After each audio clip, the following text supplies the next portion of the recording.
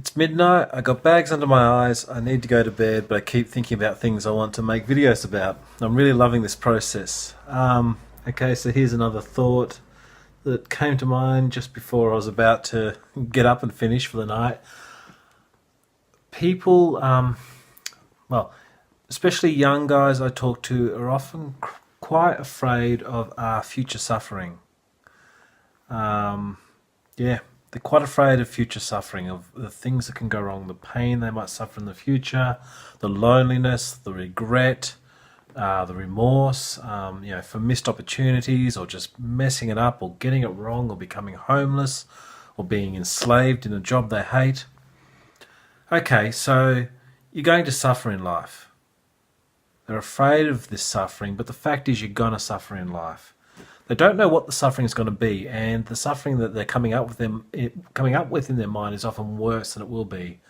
And part of that, and I'll elaborate on this another time, is a kind of trick the mind plays where the suffering feels really out of their control, and so it's terrifying because it's in the future.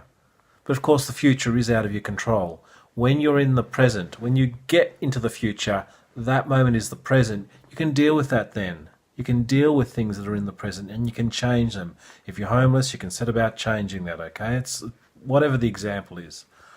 If you're flat on your back, in pain from cancer, you can do something internally about that. You can choose how you respond to it. People have been through a hell of a lot worse than that, and I'm sure that's quite terrible. But you can, as Viktor Frankl, who spent time in 4 or 5 Nazi concentration camps, said, we can choose our attitude. Viktor Frankl, whose pregnant wife was killed on the first night she entered, whose parents were killed, I think, at the same time. He says we can choose our attitude to any circumstance. So, okay, we're afraid of a lot of future things, and some of them will come to pass. Many of them are actually just fantasy fears.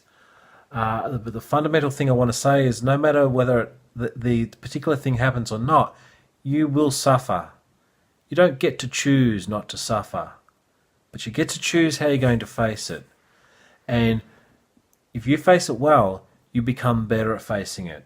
Because this is the thing, suffering is a grindstone. Suffering is like an exercise tool. Suffering is like a piece of gym equipment. I'm not romanticizing anything here. I know this from my own blood, sweat and tears. And plenty of people, this point is on repeat.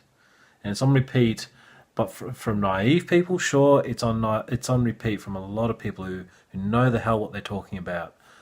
Suffering, if you approach it in the right spirit or with the right qualities, a kind of gratitude, a kind of hope, a kind of joy, a kind of inward strength building, a kind of just hardening up and fuck it, I'm just going to face this.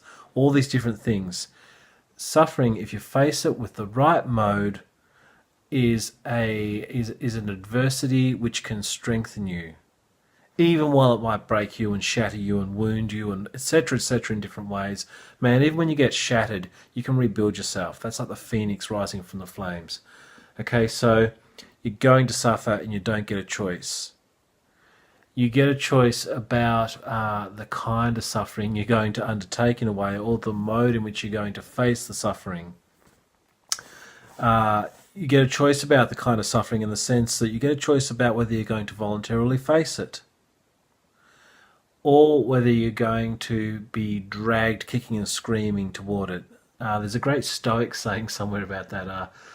Fate, I can't remember it because it's damn well after midnight, but fate is something that you either sort of walk alongside or that it drags you kicking and screaming. You don't get a choice about that, but do you voluntarily face this thing and with an attitude of courage and an attitude of facing a challenge, or do you face it as something horrible, as a threat that can overwhelm you?